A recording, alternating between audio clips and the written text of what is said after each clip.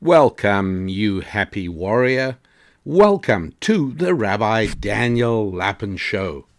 You heroic men enduring the scorching days of summer and the frigid days of winter, going to work early every morning regardless of whether you feel like it, disciplining yourself and improving yourself, watching over your spouse and children if you're fortunate enough to have them, and taking care of business, generating cash flow, and doing what your head tells you to do when your head tells you it must be done.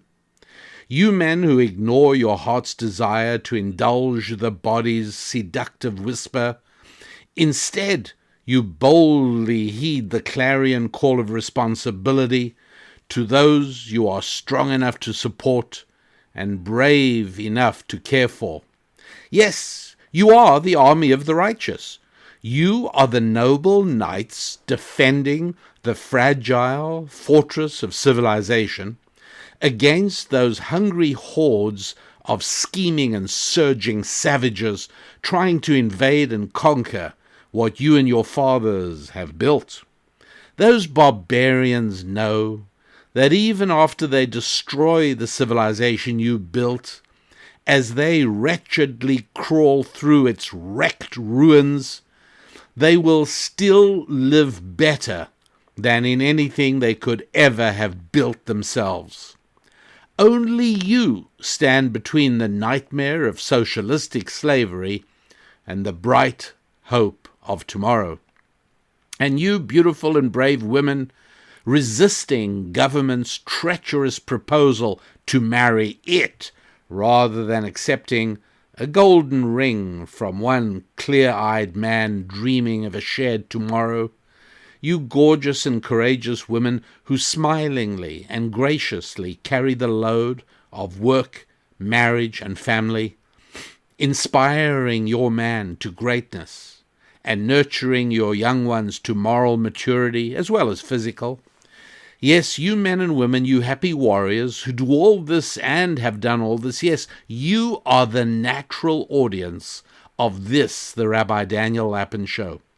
You are the audience I devotedly serve, recognizing that every day that I can bring you the helpful, life-affirming insights of ancient Jewish wisdom, well, that's another day of privilege for me.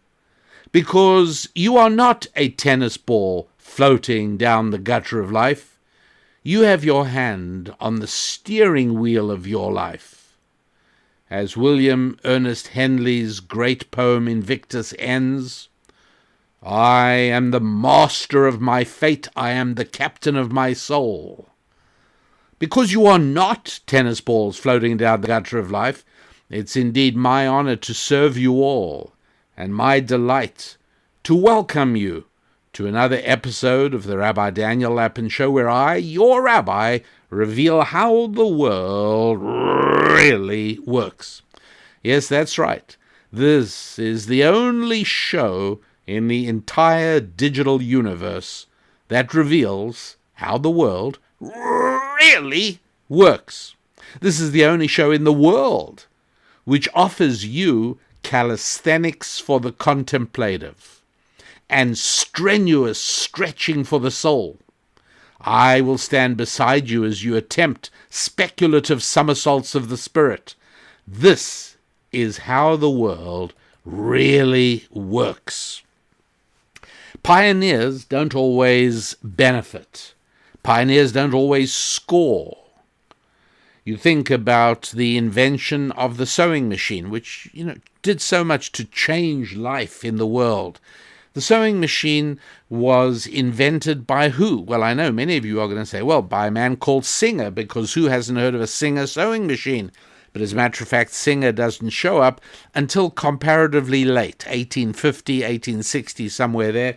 But prior to that, a guy called Fisher in England and a guy called Elias Howe in America, these guys were working on this problem of how do you make a machine sew.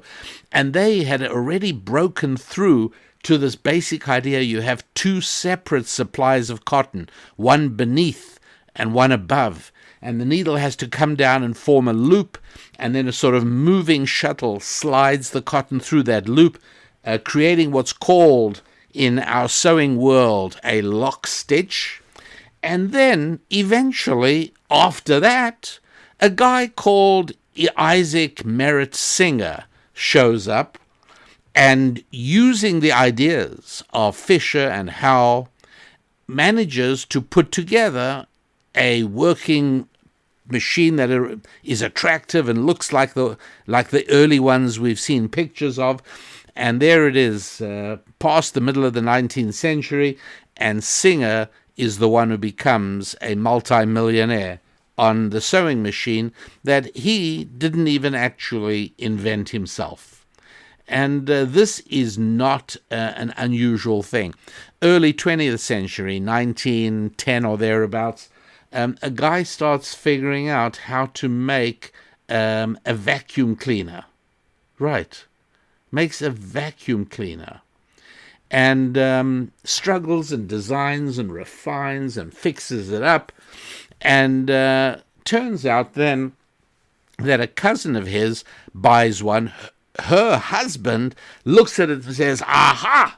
And he immediately starts the vacuum cleaner company. I think it was the Hoover Vacuum Cleaner Company, actually. And he acquired the rights from his wife's cousin. And he didn't make a fortune, but the guy, Hoover, the husband who bought it, he did. He didn't pioneer it. He didn't come up with the idea, but he did very well on it. You remember BlackBerry? You remember them? I used to have a BlackBerry years ago. It was really one of the very early smartphones, and the great thing was it had a beautiful little physical keyboard. It was fantastic, and it also offered a very secure communication system because everything went through BlackBerry, and was very, very cleverly designed. And didn't work. They're not around in that form anymore because people who started producing phones without any keyboards, without any physical keyboard, like Apple and Samsung and many others, they are the ones that made the fortunes and are still making the fortunes. I think BlackBerry I'm not absolutely sure of this, whether they're even in business anymore. But this is a very common pattern. It's really something we should all be aware of, because very often I get consulted by people who say, I've got this great idea. I've just come up with this thing that is going to do that, or this service or that. Well, one's got to be very careful, and that one may well do better figuring out a way to implement or find a better use or a better way of marketing something that exists. Amazon didn't pioneer selling books online. I think the company was called books.com. They actually did it. Google didn't even come up with the search engine first. There were other companies that did that. You remember a company called Alta Vista? That was an early search engine. Facebook didn't pioneer that concept. It was originally a firm called MySpace. So very often the big bucks come not from desperately trying to pioneer a new concept as much as from trying to find a better way to apply something that is out there, finding a way to sell it in a better way or use it in a different way. And these are very useful things to bear in mind. Just happens to be how the world really works. The first person who designs something isn't always the one, and seldom is actually the one to financially benefit from it. Being an inventor is like being an artist. Being a business professional is something else entirely. You don't fall in love with the thing you're thinking about. It is a commodity. If you want to make it as useful as possible and you want to get it into the hands of as many people as possible, as quickly as possible. But very often the pioneer is excited about his invention and he's figuring out how to polish up the invention and improve the invention, when in reality what should be happening is patents should be taken out, a company should be formed to market it, and then in due course it gets improved. New versions get put out. But think more like a business professional and less like an artist, less like a pioneer. And that is one of the ways in which the world really works. And I mention this now because I am preparing this show for you at a time when the American presidential election of November 2020 is in considerable doubt and is surrounded by turbulence and confusion. And there are a lot of people who tell me, I can't focus on my work. I can't think about anything except what's going on. Look, I don't dispute the very high stakes of this election. I don't dispute that at all. But in the final analysis, right now, what is going to bring you more immediate benefit?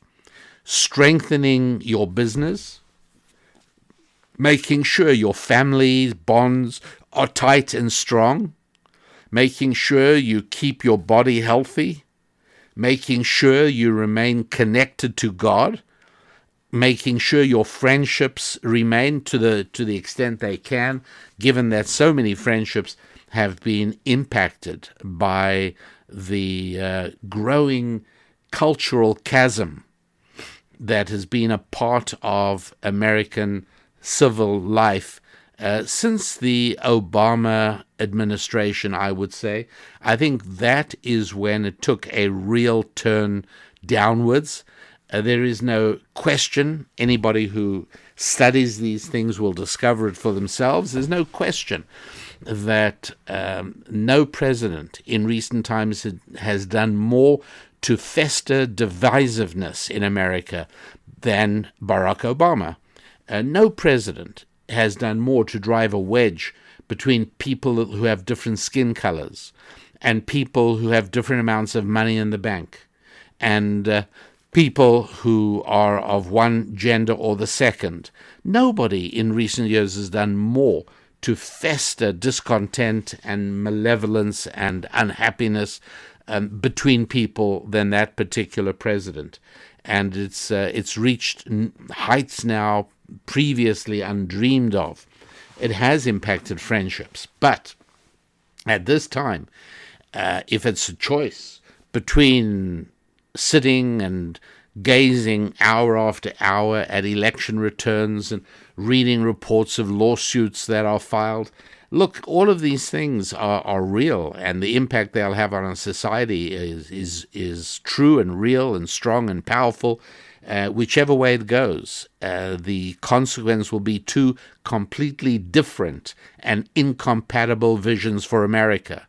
And many people, it's extraordinary, but about half the country apparently wanted to go one way, and about half the country hope that it will go the other way. But you're not going to be able to impact this by sitting around watching the news. This is a time to focus on your finances, on your friendships, on your faith, on your family.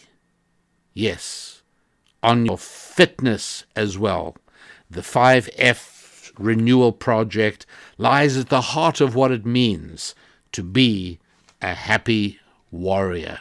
Now, maybe you've decided that in order to further your finances, you need to find a job, or maybe you need to change jobs, and you're going to be looking at advertisements, you're going to be looking at people wanted ads, you're going to be looking online, and let us imagine for the moment that you find the following two advertisements, and both of them catch your eye because both of them are looking for somebody like you. Let us imagine for the moment that you are in the dignified and noble profession of sales. Yeah, you're a sales professional. And one of the ads reads, "We're looking for somebody to become part of our team. We think of ourselves like a family. We behave ethically towards our employees and towards our customers. We act in a way filled with compassion.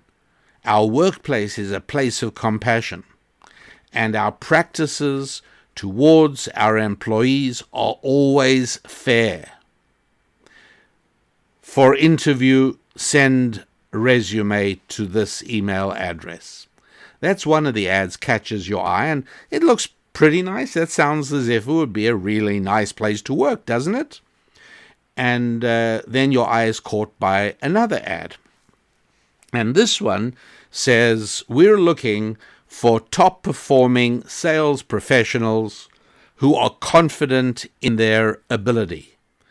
Your compensation will be strictly in proportion to your achievements, with no limit at all.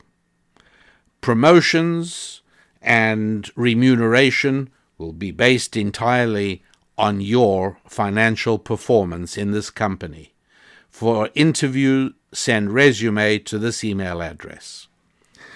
And I ask you now to think, which of these companies, which of these two opportunities do you find more appealing? Which one is going to have you sending off a resume first, eagerly anticipating an early response and a quick interview? Which one really gets to you? And I know that for some people listening, you are saying to yourself, my current job is like a jungle. The pressure is so high. It is so difficult. I dread going to work in the morning. I'm going to apply to this job that says we are an ethical company.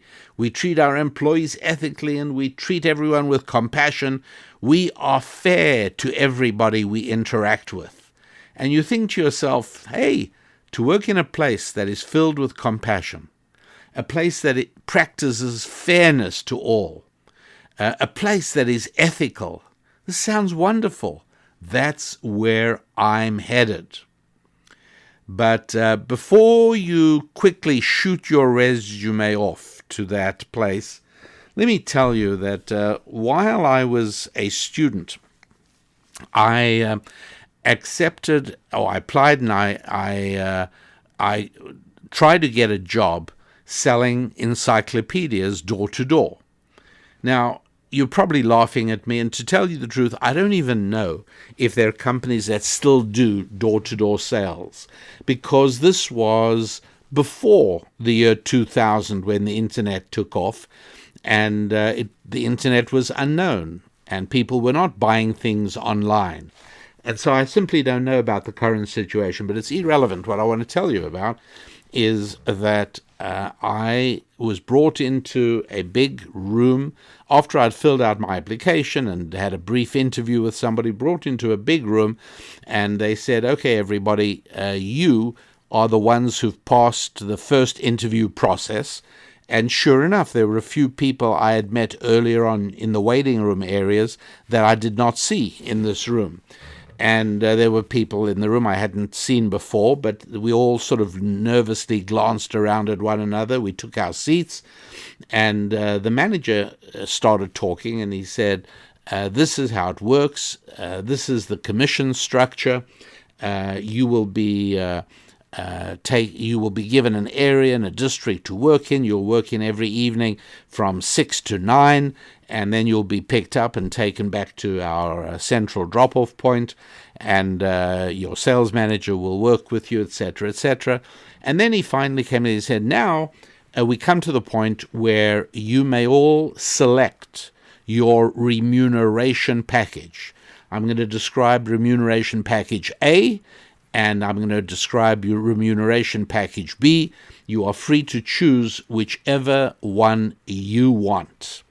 And remuneration package A, he went on to explain, was a base salary. I'm just throwing out numbers here to just give you an idea. I obviously do not remember what they actually were. But to give you an idea, he said something like this. He said the remuneration package starts off with a base, this is package A, starts off with a base salary of $100 a week, and you also will make $50 on every set of encyclopedias that you sell. And, everybody's mind starts working, the wheels are turning, we're all doing our mental arithmetic, and so, okay, I get $100 guaranteed, so, can I pay my rent? All right, fine, that's all set, and then I make a commission of $50, I think is what I said, for every set of encyclopedias sold. Okay, that's very interesting. Then he went on and said, now, package B, remuneration package B, there is no base salary. You get nothing at all, but you get $200 commission for every encyclopedia set you sell. So I'm thinking to myself, because he says now everybody is, in a few minutes you got to think about it. If anyone, you need to make notes, go ahead. But then I'm going to be going around and I'm going to be asking each of you for decision what you want to do, compensation package A or compensation package B. And, and he started going around the room, and I'd say roughly every third person, roughly 1 in 3, took package B. 2 out of 3 went for A, the base salary of 100 plus a smaller commission on each set. And about 1 in 3, maybe 1 in 4, took package B. And going around the room, coming towards me, I'm thinking to myself, you know what? I've got just this one short summer vacation. It was not a long summer vacation like we know now in America. This was in Europe, and I've got to make something reliably. I can't go through several weeks making nothing, so I better take the safe package A, where the potential is lower, but at least I know I'm going to be getting something. And he's getting closer and closer to me, and he was really just a few people away from me when all of a sudden I had this tremendously, it was like a blazing beacon of incandescent lit up in my mind, and I had this epiphanous moment, and I said, wait a sec, if they pay me, I'm saying, hey, if I can't sell, at least I'll make $100 a week. But if I don't sell, they're not going to keep paying me $100 a week. For sure. That makes no sense. Either I can or I can't. If I can't, I'm not going to be any good at this job. If I can, I'll do much better. And just then he got to me and he said, Lappin, A or B for you? And I said, I'm taking B. I'm taking the commission only. And he put me down on the list as a commission, and then for package B. And then he said, okay, everybody who chose A, you'll be going through that door into that room over there. And he pointed across. And then he said, and you folks who've gone with B, you wait right here with me. And in that instant, I realized that everybody who had selected A and was being sent into that other room was being let go. They were not being given anything remotely approaching a job with $100 a week fixed salary.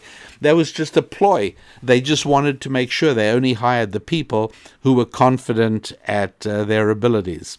And it was a very interesting hiring technique, because during the next 6 weeks or so that I spent doing this, not only did I learn an enormous amount, but I saw that they were absolutely right. For the most part, everybody that made it into the B group, everyone who selected the B group, actually did very well indeed at this, and we all learned a lot, and I certainly look back on it with appreciation. It was valuable, but it also was a reminder to me, don't always go with your gut, right? Your gut isn't always right.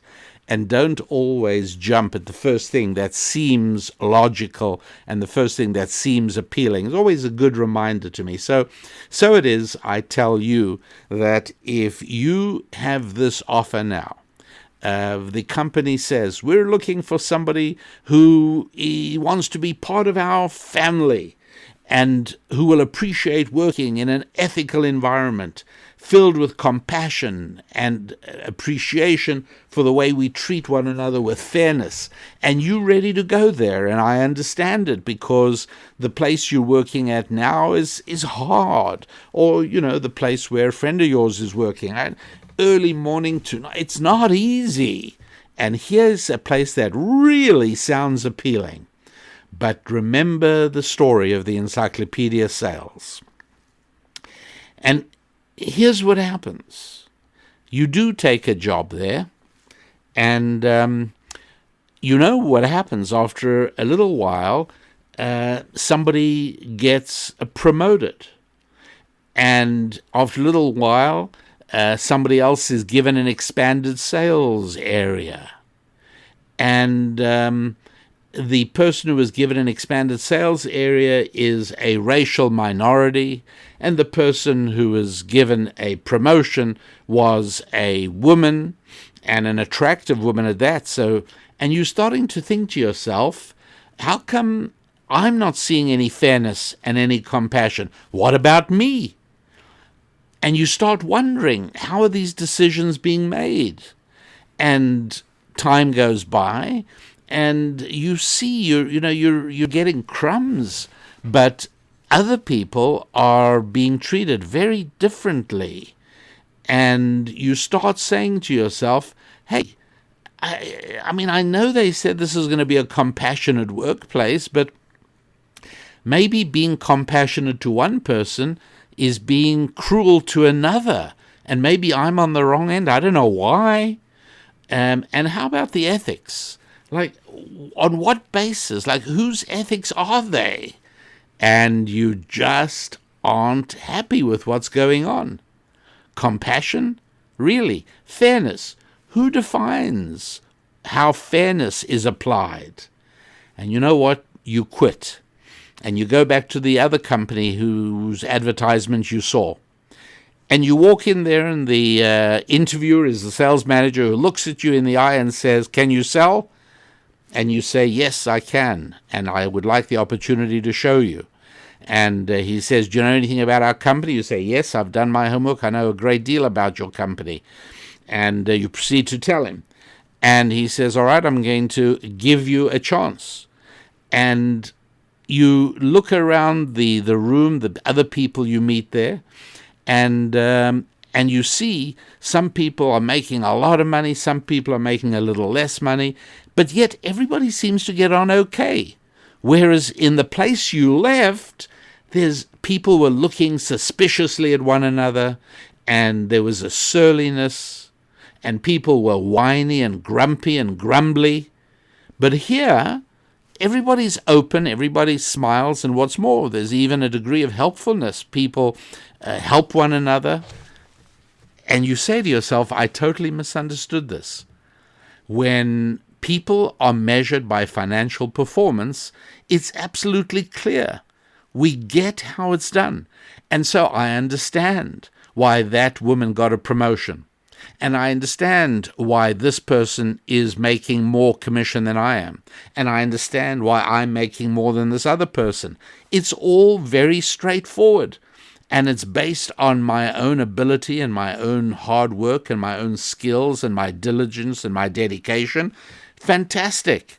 And the relationships are better. And that is a really important thing to understand.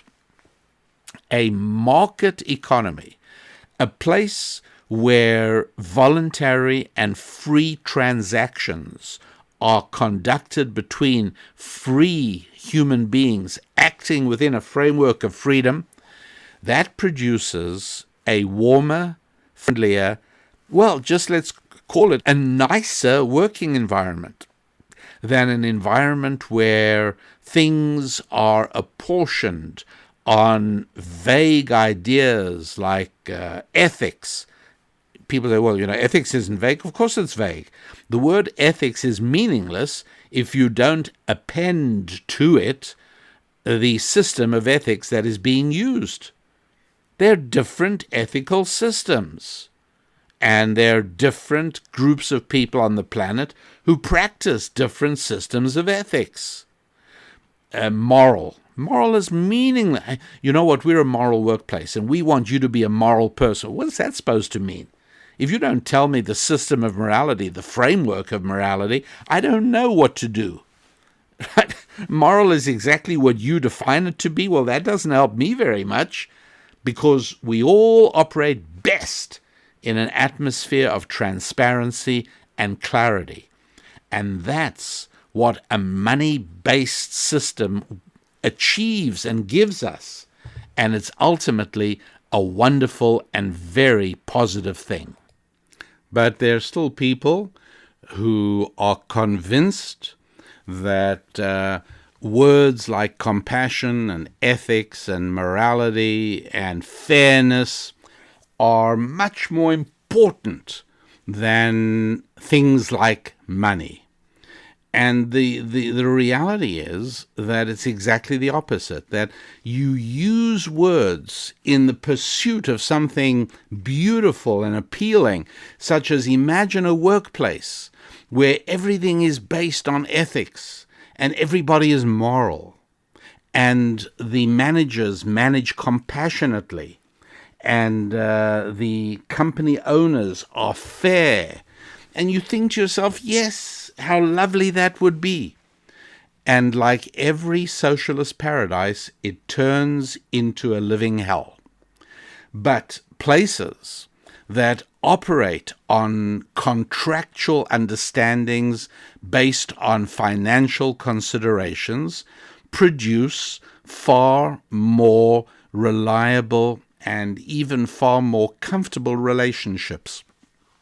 One of the rules that I teach in programs we do on marriage, the family part of the 5 F's of family, friendships, faith, finances, and fitness, the family part, I point out that unfortunately today, many people assume that the way to bring about a marriage is for a man and a woman to fall in love with one another, and then their friends and their parents say to them, well, do you really, really love him? Or does she really love you? Yeah, absolutely. Great, wedding bells are ready to ring. And then there's a better way of getting married, which is to talk about it from day one. I'm not dating recreationally, I'm dating purposefully, and I'm not even dating, I'm courting. And so I'd like to go with you, not to a movie where we both silently watch a show, but I'd like to go with you for coffee or to a meal so we can talk and we can discuss whether we have a similar view of what family life is going to be like, what we want it to be. And then the marriage is clear. It's based on very clear matters, including financial expectations. And this is why a Jewish wedding is a wedding that is based on a document called a ketubah. A marriage contract is what it is, literally a contract with signatures and everything. And the point I make, which has considerable validity to it, I believe, is that marriages that start with love, with sentiments, with undefined things. How much does he love you? That much. What, a ton? 7 yards? 24 centimeters? What are we talking about? Marriages that start with undefined things like love often end up with lawyers and legalities. But marriages that start off with legalities, namely a contract, very often continue onwards forever in love. It's worthwhile being aware of that and understanding that money is a means of bringing peace and compatibility between people. Monetary arrangements make for clarity, and they allow friendships to grow. Whereas when human relations are governed strictly on the basis of sentimental words, none of which have any objective definition, all that does is leave the portal wide open for tyranny to come marching in. And does it ever do so? Now, there's a name, a word I'm going to use for people who have a sneering contempt for monetary arrangements, but who much prefer words like hope and change. Does that ring a bell? Anybody remember the slogan of Barack Obama back in 2008? Hope and change. Very appealing. And obviously a lot of people fell for that. And there's a word, as I say, a name for people who are more comfortable with things like fairness, compassion, equality, and considerably less comfortable with the idea of financial measurements, the morality of the marketplace, if you like, the idea that money and financial contracts make for better interpersonal relationships than those relationships that are governed by loose sentiments, like, let's just agree we're going to be fair with one another. Or some of you might remember an early slogan of the Google company when it was early in its history, and I think it was something like, just do no evil.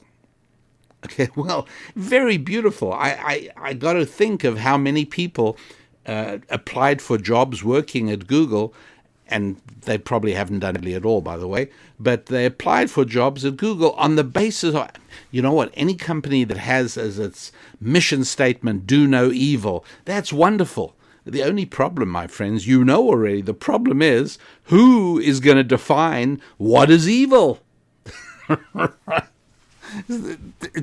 These things really have to be thought about very, very carefully before you jump at things that sound warm and fuzzy.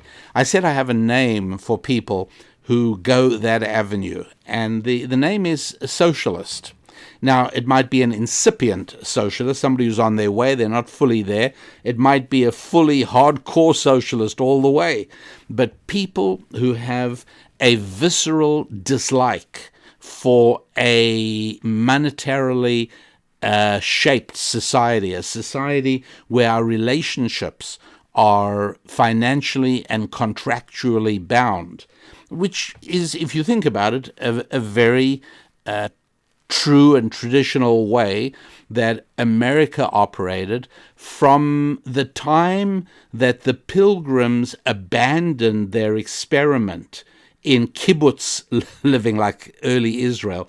When the Pilgrims abandoned their sort of communitarian idea and switched farm production to every family for itself, and the pattern of incredible economic growth started then and ran, I'd say, until about early 60s, say 1962. And you think about what happened in that period. Okay, from the 1600s, the early 1600s, up from that point, the overwhelming majority of people on this planet lived very hard, short lives. It was very common for a woman to say, I've had 7 children, 4 of them survived. For young children to die in their first few years of life was common. People were hungry. People were cold. That's how it was.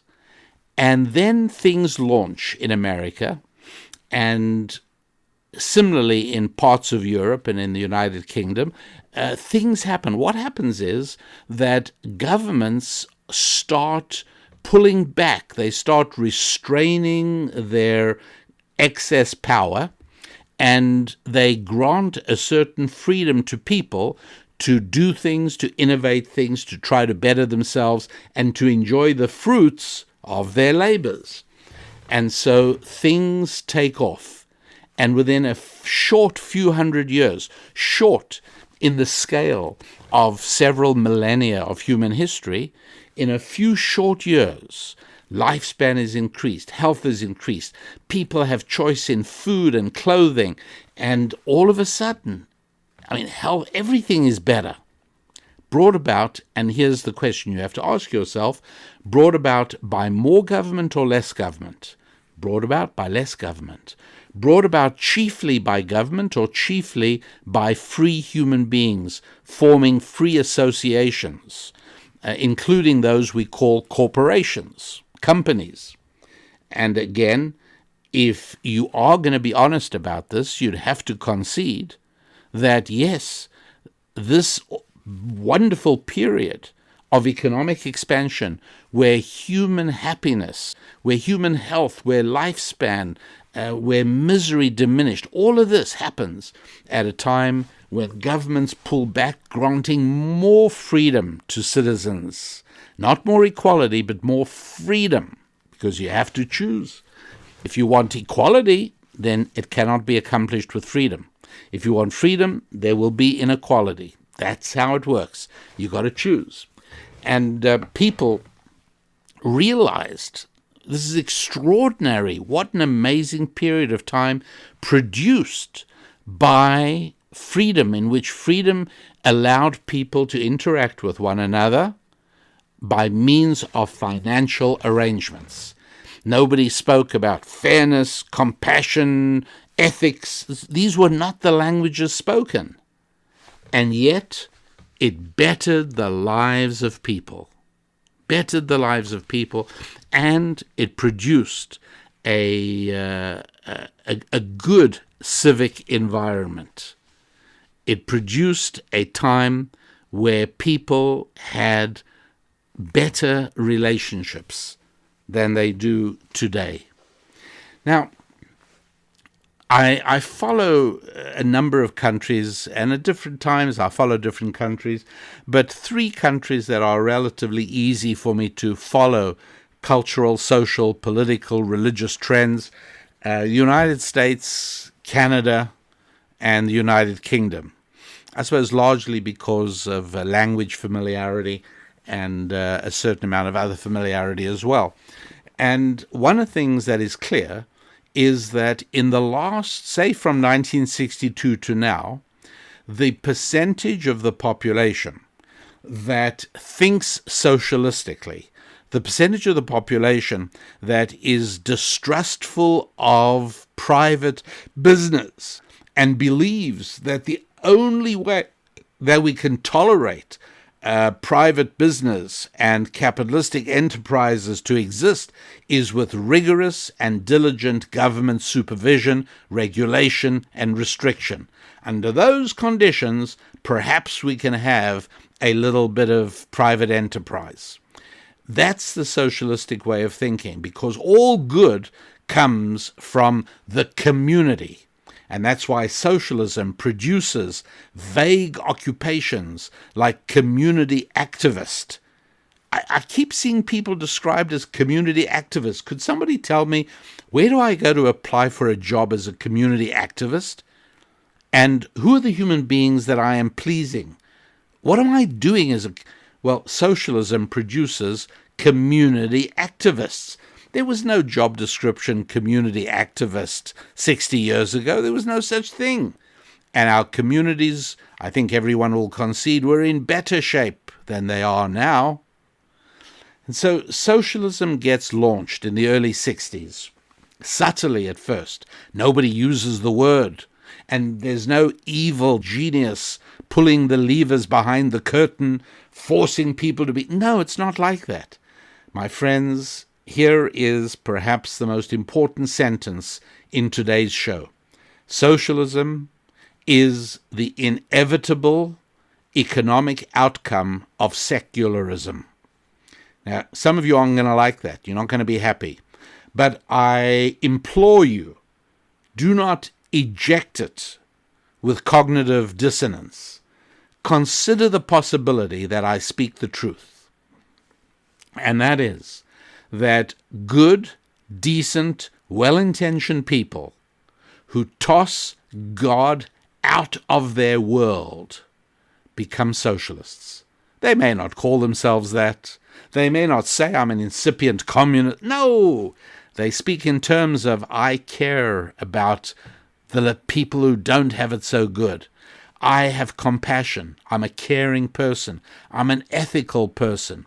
And that's why it is that people who lean left tend to have a very high moral opinion of themselves, and conversely, a very low moral opinion of their political opponents. It's not any longer that both sides want what is best for America. No. The whole question of America and what is best for America is up for grabs because there are two different, incompatible visions. And they revolve around this understanding of money. You see, it's very interesting.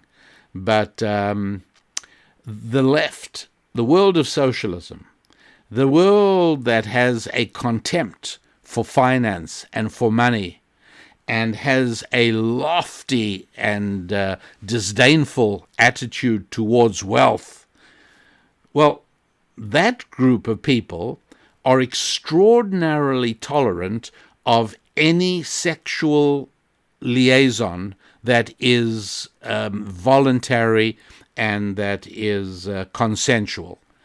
And so when I say consensual, adultery today is perfectly acceptable. I've known of situations where a man shows up at a dinner party with a woman who's not his wife. And he, other than in certain countries like France, he doesn't actually say, I want to introduce you to my mistress. He says, and my wife couldn't come, please meet Charlotte. She's here with me tonight. And those in the know that they are having an affair. That's how it is. And this is all acceptable. And everybody says it's fine because she and he are both consensual in this relationship. But nobody asks whether the third party in the relationship, namely the betrayed wife, also is consensual. Does she also say, yep, this is fine? Probably not, because her life is about to be turned upside down. But that doesn't matter. Any form of sexual liaison is acceptable to the left, as long as it is consensual. But now, if we speak about a financial liaison that is consensual, all of a sudden, the left has no problem regulating it and restraining it and controlling it and making sure it's in compliance. That's right. It's extraordinary. If you and I make an arrangement that you can use your cell phone to call me and I'll come in my car and pick you up and take you where you want to go, what a great idea that is. But the left doesn't say, well, you know what? The car owner is consensual. The user is consensual. Hey, let them be.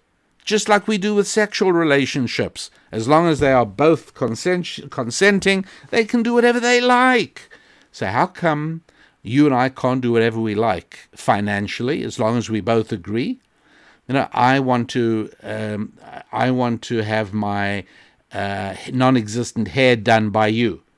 But wait, you now have to make the government happy that you have a license to cut my hair.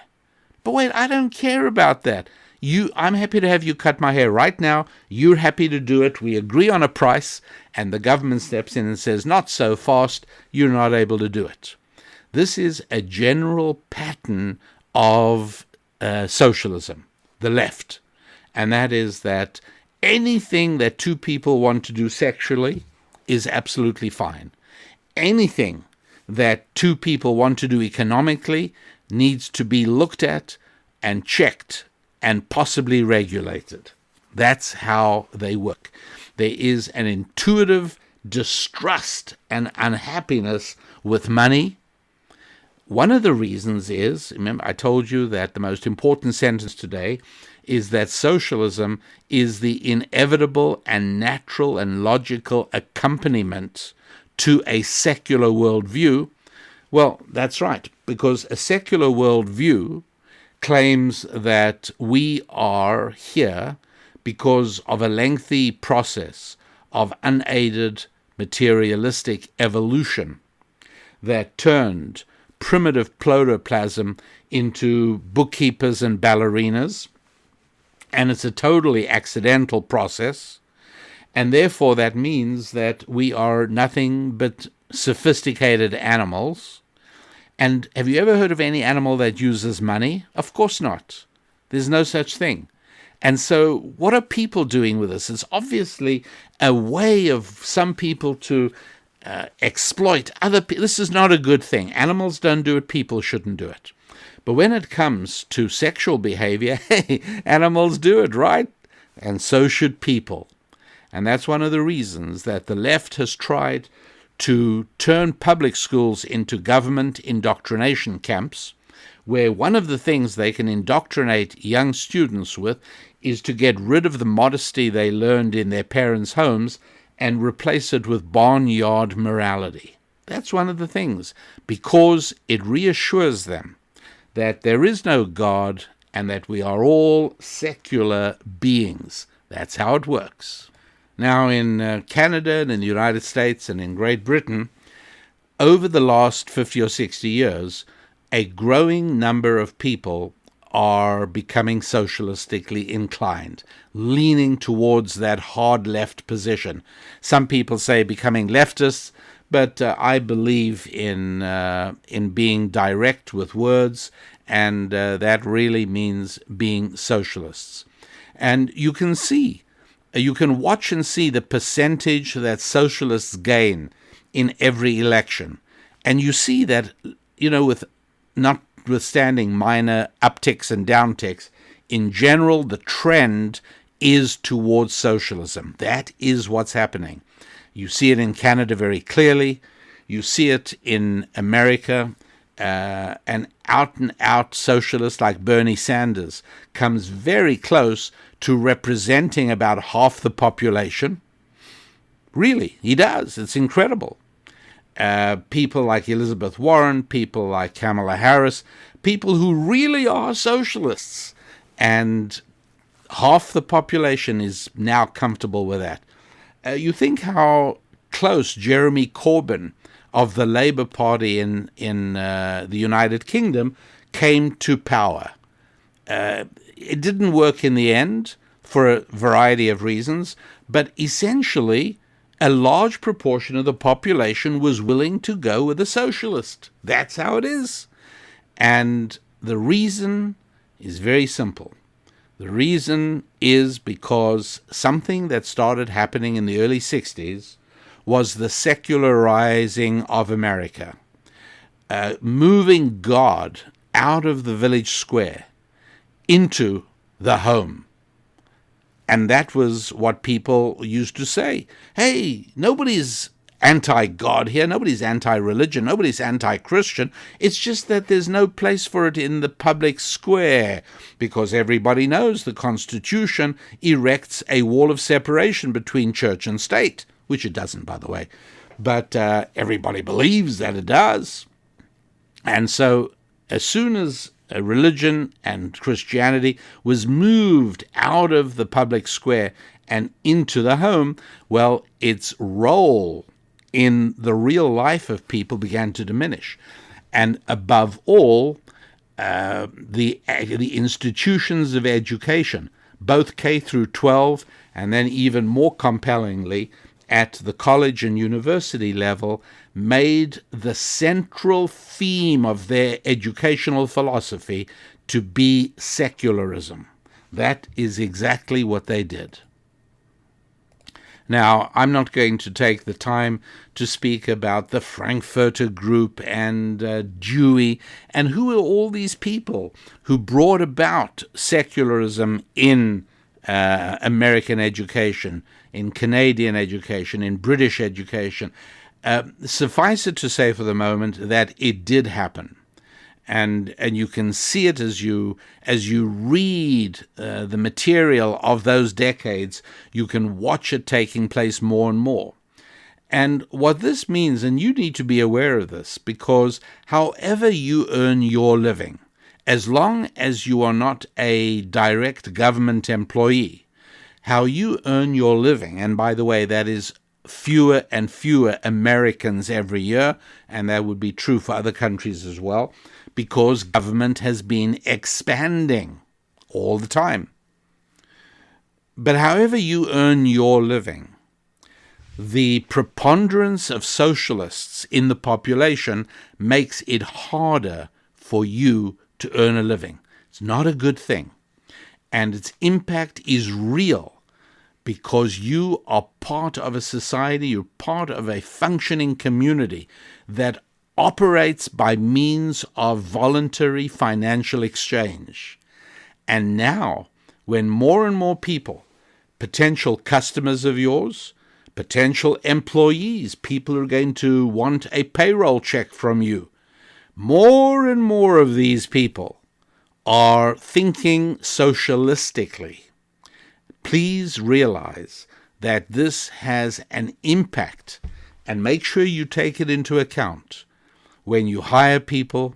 Make sure you take it into account when you design products or services, or you design your marketing programs.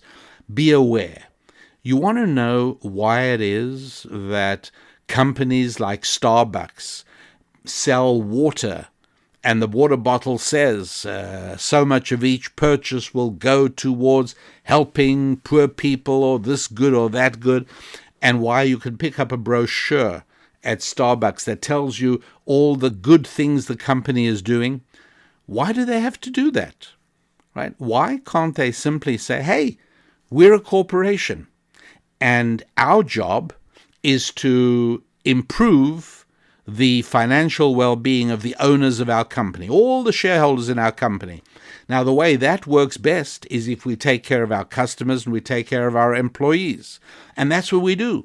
So we're providing jobs for tens of thousands of people, and we're providing a place for people to come and sit and meet and talk and get free Wi-Fi, and we're providing drinks for people, and this is good. Why do they have to go further to prove their virtue? And they're not the only ones. You'll find companies all the time proclaiming their virtue. Why can't they just say, hey, we're a successful, profitable company. That means we're supplying goods and services that people really want. And it also means that we are providing jobs for our workers, and we're providing financial stability for our vendors. Hey, that's what we do. And it's a wonderful thing we do. Nobody can do that anymore. Companies now have to show that they're not just making money. No, there isn't such thing as just making money. Making money means you're doing something good. But you can't do that anymore because far too many people in the population are socialists, and they have a deep, sneering contempt for money, and they have a loathing for corporations and for business. They love government. And so corporations realize that in order to survive, they've got to persuade these people that they're good. And so that's why it is in an example of extraordinary moral surrender. The Business Roundtable about a year ago came out with this shocking statement signed onto by many big names in American business.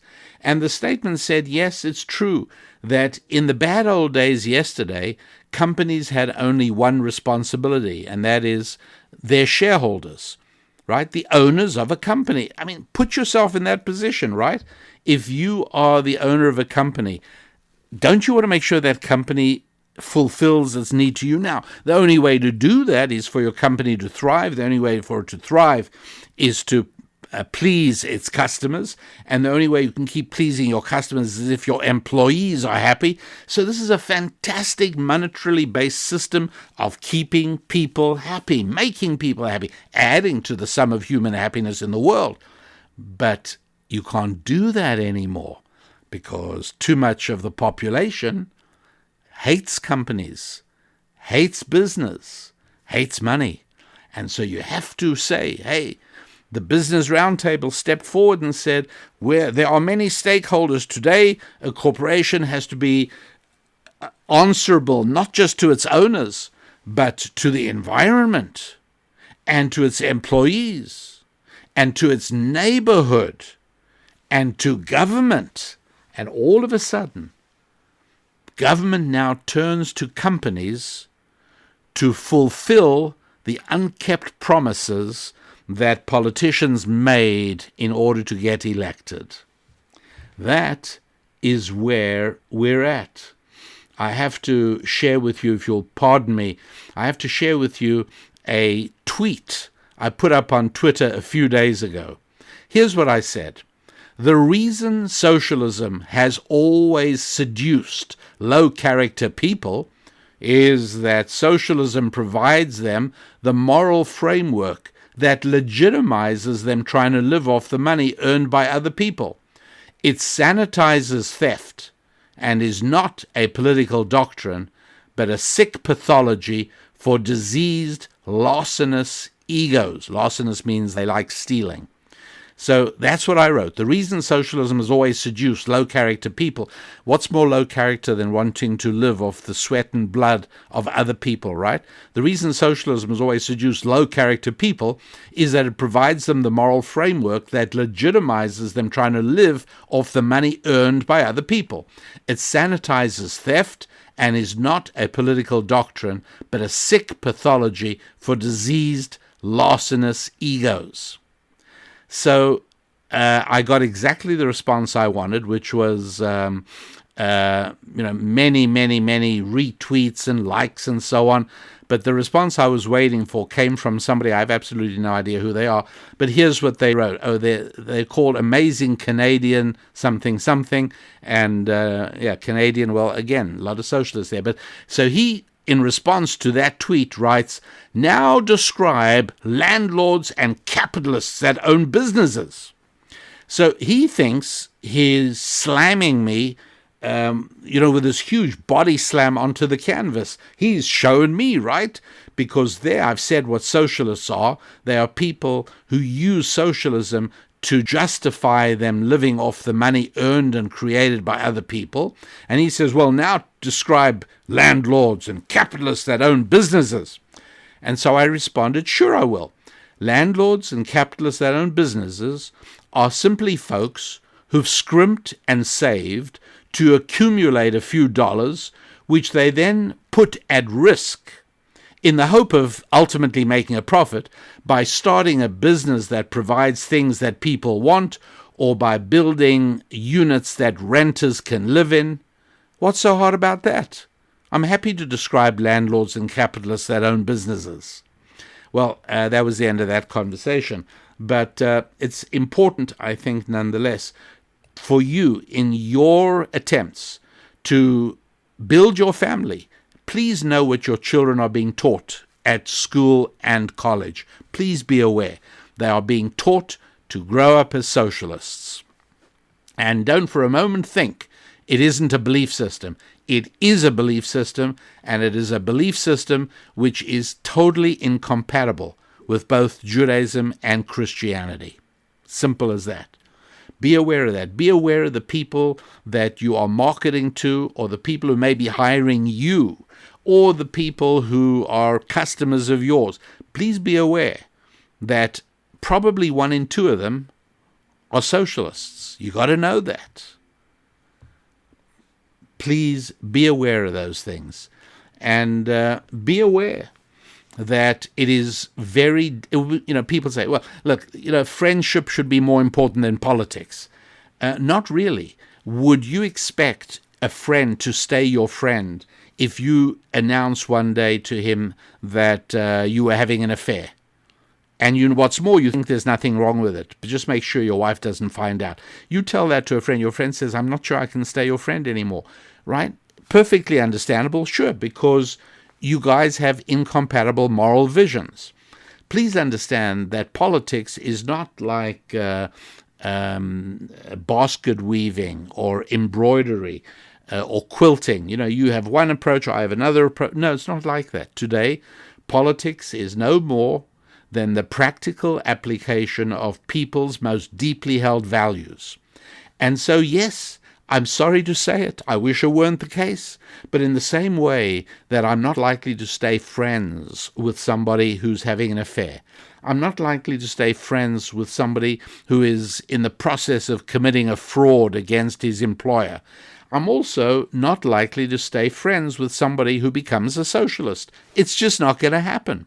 And I totally understand that a socialist is not going to want to become or be friends with me. You may as well know that, because that's the world we're living in today. It's a new world. It's about 60 years old. And the direction of the trend was clear and obvious, but has taken the last few years, since about 2008, to clarify the extent of the divide.